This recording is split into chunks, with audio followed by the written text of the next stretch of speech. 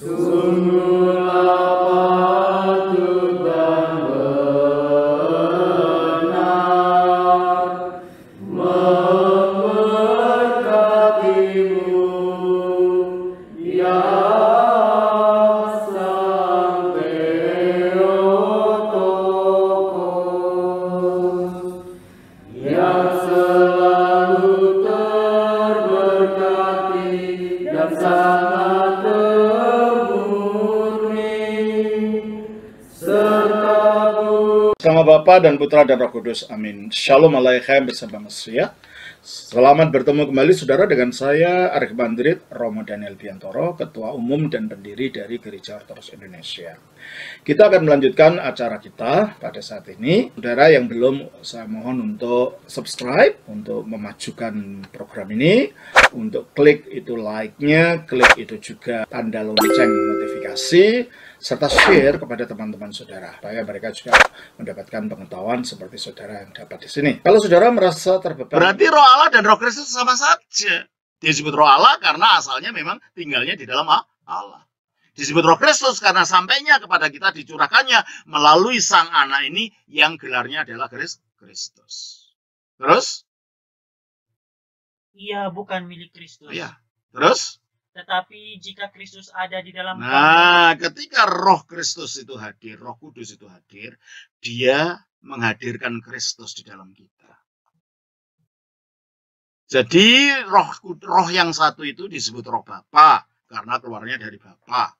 Disebut Roh Allah karena tinggalnya di dalam Allah. Disebut Roh Anaknya karena dikirimkannya kepada kita melalui Anak. Disebut Roh Kudus, Roh Yesus karena Anak ini ketika jadi manusia namanya Yesus. Disebut Roh Kristus karena manusia Yesus, penjelmaan Anak ini gelarnya adalah Kristus. Tetapi dalam dirinya sendiri dia disebut Roh Kudus. Mengapa? Karena tugasnya menguduskan. Fungsi tugasnya adalah untuk menguduskan manusia. Coba kita baca dari 1 Petrus 1 ayat 2. 1 Petrus 1 ayat 2. Yaitu orang-orang yang dipilih sesuai dengan rencana Allah, Bapa kita, dan yang dikuduskan oleh Roh. Nah, yang dikuduskan oleh Roh. Maka dia disebut Roh Kudus karena dia yang menguduskan kita. Kita baca juga dari 1 Korintus 6 ayat 11. Dan beberapa orang di antara kamu demikianlah dahulu.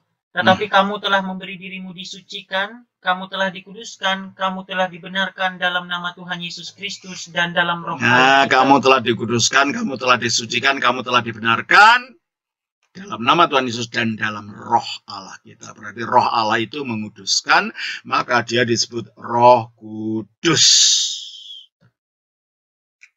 Atau kalau dalam dirinya sendiri tanpa fungsinya, dia disebut roh, begitu saja. Ya, jadi kalau dia sendiri tanpa disebut fungsinya, dia disebut roh. Sebagai yang menguduskan, dia disebut Roh Kudus. Sebagai yang tinggalnya di dalam Allah, dia disebut Roh Allah. Sebagai yang keluar dari Allah yang adalah Bapa, maka dia disebut Roh Bapa. Sebagai yang dicurahkan kepada kita sesudah pemulihan Yesus melalui Anak ini, maka dia disebut Roh Anak. Karena Anak ini jadi manusia namanya Yesus, maka karena dicurahkan melalui Anak yang bernama Yesus, maka disebut Roh Yesus. Karena Yesus itu bergelar Kristus, maka disebut Roh Kristus. Jadi beda-beda nama itu menunjukkan relasi di dalam diri tertunggal antara Bapa dan Putra, relasi Roh Kudus dengan Bapa dan Putra. Jadi kalau gitu, mukjizat pembaptisan ini adalah juga bentuk penyataan Allah. Oleh karena itu kalau dalam gereja ortodoks, dulu zaman purba, sebelum ada perayaan Natal, perayaan ini yang dirayakan bersamaan dengan perayaan kelahiran Yesus. Pada abad pertama, perayaan Teofani ini jadi satu dengan perayaan kelahiran Yesus. Pada abad keempat, perayaan kelahiran Yesus itu dipisah, jadilah perayaan Natal. Itu abad keempat baru dipisah. Tadinya jadi satu dengan perayaan ini. Ya, pernyataan Kristus sebagai anak Allah di dalam baptisan. Mujizat yang ketiga adalah mujizat di Kana. Ya. Kemudian ketiga adalah mukjizat di Kana, tanah Galilea. Kita baca dalam Yohanes pasal yang kedua. Yohanes pasal yang kedua ayat 1 sampai dengan ayat yang ke-11. Tolong bacakan. Pada hari ketiga ada perkawinan di Kana yang di Galilea dan ibu Yesus ada di situ. Yesus dan murid-muridnya diundang juga ke perkawinan itu. Ketika mereka kekurangan anggur, ibu Yesus berkata kepadanya, "Mereka kehabisan anggur." Kata Yesus kepadanya, "Mau apakah engkau daripadaku, ibu? Saatku belum tiba." Sebentar. Pada hari ketiga ada perkawinan di Kana di tanah Galilea. Dan ibu Yesus ada di situ. Perkawinan ini itu dinyatakan oleh Allah pada waktu di Taman Eden. Allah lah yang menciptakan wanita untuk menjadi pasangan yang sepadan dengan laki-laki. Tetapi janji tentang pernikahan di Taman Eden itu telah dirusak oleh kejatuhan. Makanya tadinya laki-laki melihat mereka saling telanjang, mereka tidak malu sebab pikiran kotornya tidak ada. Seperti kita baca di dalam Kejadian 2:24. Sebab itu seorang laki-laki akan meninggalkan ayahnya dan ibunya dan bersatu dengan istrinya sehingga keduanya menjadi satu daging. Terus? Mereka kedua telanjang, manusia dan istrinya itu, tetapi mereka tidak merasa malu. Tidak merasa malu karena pikirnya tidak ada kejahatan. Pikirannya masih pikiran suci. Masih murni sebagai yang diciptakan menurut gambar dan rupa Allah. Baru setelah mereka mendengarkan suaranya iblis, pikirannya jadi kotor. Ketika melihat ketelanjangan itu mereka malu, maka mereka mencari daun-daun di taman itu untuk menutupi ketelanjangannya itu. Berarti kalau gitu, institusi perkawinan itu mengalami kerusakan oleh kejatuhan. Nah, dengan Yesus hadir di dalam perkawinan ini, dia hendak memulihkan institusi perkawinan ini. Oleh karena itu kalau dalam gereja ortodoks perkawinan itu bukan yang sekedar pemberkatan, tapi sakramen. Karena perkawinan itu diangkat kembali dalam karya penebusan Kristus, dipulihkan seperti tujuan semula. Jadi ini bukan hanya sekedar pemberkatan, tapi sakramen. Makanya Kristus hadir. Dan hadirnya di situ untuk merestui perkawinan ini, untuk memulihkan lembaga yang telah dirusak oleh kejatuhan itu. Makanya terus ayat yang ketiga, ketika mereka kekurangan anggur, ibu Yesus berkata kepadanya, mereka kehabisan anggur. Sebagaimana Hawa yang pertama, oleh ketidaktaatannya, menyeret Adam yang pertama jatuh ke dalam dosa. Di sini Maria itu oleh gereja purba dilihat sebagai Hawa yang kedua. Yang memulihkan keberadaan Hawa yang jatuh itu. Wanita dipulihkan oleh wanita. Dengan apa? Dengan ketaatannya. Ketaatan gimana? Ketika ditawari oleh malaikat Gabriel untuk punya bayi tanpa suami, dia tidak menolak. Dia menunjukkan ketaatannya total, meskipun tahu resikonya dia akan dilempari batu. Lukas 1 ayat 38. Lukas 1 ayat 38. Kata Maria, "Sesungguhnya aku ini adalah hamba Tuhan. Jadilah padaku menurut perkataanmu itu." Ini perkataan bukan perkataan remeh ini. Perkataan keberanian seorang gadis muda untuk menghadapi hukuman rajam untuk menjadi gadis hamil tanpa suami. Orang kan tidak percaya bahwa ini mujizat. Pasti disangka dia berbuat zina. Dan menurut hukum Taurat, orang berzina harus dilempari dengan batu. Dan Maria tidak ragu-ragu mengatakan, "Aku ini hamba Tuhan. Jadilah padaku menurut yang kau katakan. Sehingga Irenaeus, yaitu cucu rohaninya Rasul Yohanes, dalam bukunya mengatakan, sebagaimana Hawa yang pertama itu oleh ketidaktaatannya mendengar suara iblis itu dan tidak taat kepada Allah menyeret Adam yang pertama jatuh ke dalam dosa, demikianlah Maria sebagai Hawa kedua dalam ketaatannya untuk mengalahkan ketidaktaatan Hawa itu melahirkan Adam yang kedua ke dalam dunia. Jadi dengan demikian manusia laki-laki dipulihkan oleh laki-laki Adam yang terakhir, yaitu Yesus.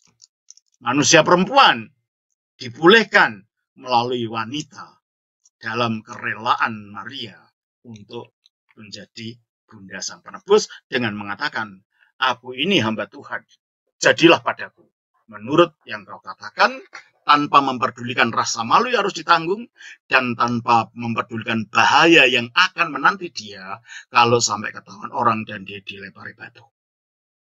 Jadi itu menunjukkan iman yang luar biasa dan ketaatan yang luar biasa dari seorang gadis umur kira-kira 15-16 untuk rela menjadi hamba Allah, menjadi sarana lahirnya firman Allah ke dalam dunia.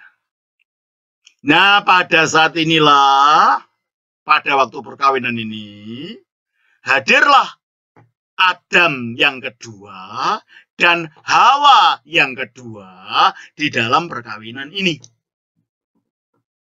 Dengan demikian itu menyimpulkan bahwa perkawinan itu dihadiri oleh kemanusiaan yang baru ini. Dihadiri oleh Hawa yang kedua, Adam yang kedua dan Hawa yang kedua, sehingga perkawinan itu dipulihkan. Apalagi ketika perkawinan itu kehilangan anggur, kehabisan anggur. Anggur pada zaman itu karena belum ada teh, belum diketemukan teh atau kopi, atau apa Coca-Cola belum ada. Anggur itu adalah memang hidangan untuk diminum yang membawa sukacita. Nah, kalau perkawinan ini tidak ada anggurnya, pertama yang punya hajat akan malu. Yang kedua, itu tidak akan ada sukacita. Maka dengan Kristus dan Maria sebagai simbol Hawa yang kedua dan Adam yang kedua hadir, maka perkawinan itu dipulihkan kepada sukacita yang seharusnya ada pada saat perkawinan itu ditetapkan oleh Allah. Dan akhirnya apa yang terjadi? Ada air yang terletak di dalam tempayan. Oleh mujizat Yesus, air itu diubah jadi anggur. Artinya apa? Di dalam perkawinan itu, apa yang tadinya hidup itu berambar, melalui pria yang dilambangkan sebagai air, diubah menjadi hidup yang penuh sukacita karena anggur itu lambang dari sukacita. Jadi mujizat air menjadi anggur ini, mujizat pemulihan daripada institusi perkawinan dan pemberian makna yang sesungguhnya daripada perkawinan itu, yaitu sukacita dan pembaruan kehidupan. Tapi juga itu simbol. Makanya kalau dalam gereja Ortodoks, pada waktu ada pengantin, setelah didoakan, orang minum cawan bersama, isinya anggur. Itu simbol apa? Simbol anggur itu punya 3 rasa. Asam, manis, pahit. Nah itu dicium nanti diminum bersama. Artinya pada waktu itu, pengantin laki-laki dan pengantin perempuan bersumpah di hadapan Allah di depan semua, berjanji bahwa dalam manisnya atau dalam asamnya apapun dalam pahitnya hidup, aku rela hidup bersama dengan engkau. Dan anggur juga mempunyai 3 efek. Menggembirakan, bikin pusing, dan bikin mabuk. Maka di situ pula itu menjadi simbol bahwa ketika itu diminum bersama, pengantin ini berjanji dalam keadaan gembira, dalam keadaan yang penuh, hal yang memusingkan, dalam keadaan yang kepahit pun, aku akan rela hidup bersama denganmu. Dengan demikian pengubahan air menjadi anggur ini memberikan rona warna-warni dalam kehidupan. Mengembalikan cita rasa yang macam-macam dalam kehidupan melalui kehadiran Yesus di tengah-tengahnya. Jadi mukjizat di Kana ini adalah mukjizat pengembalian makna perkawinan yang telah jatuh akibat dosa. Terima kasih. Tuhan memberkati. Terima kasih.